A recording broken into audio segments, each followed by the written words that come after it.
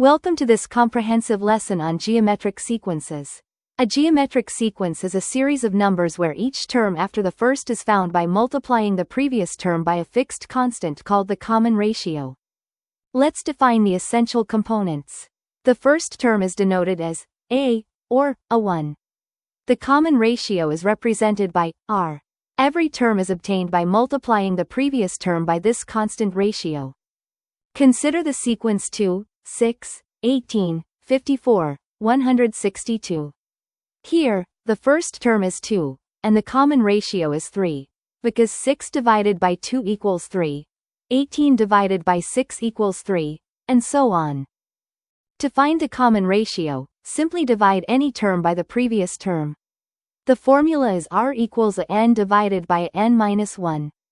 This ratio must remain constant throughout the sequence. The general term formula for a geometric sequence is a n equals a1 multiplied by r raised to the power of n minus 1. This allows us to find any term in the sequence without calculating all previous terms. Let's find the fifth term of the sequence with first term 3 and common ratio 2. Using our formula, a 5 equals 3 times 2 to the fourth power, which equals 3 times 16, giving us 48. The common ratio can be positive or negative. If positive, all terms have the same sign. If negative, the signs alternate. For example, 5, minus 10, 20, minus 40 has a ratio of negative 2. The common ratio can also be a fraction. For instance, 64, 32, 16, 8, 4 has a common ratio of 1/2. Each term is half the previous term. To find the sum of the first n terms, we use the formula s equals a1 times 1 minus r to the power n, divided by 1 minus r, when r is not equal to 1.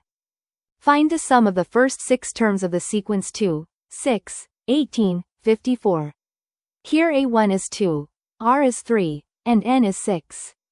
The sum equals 2 times 729 minus 1 divided by 2, which equals 728.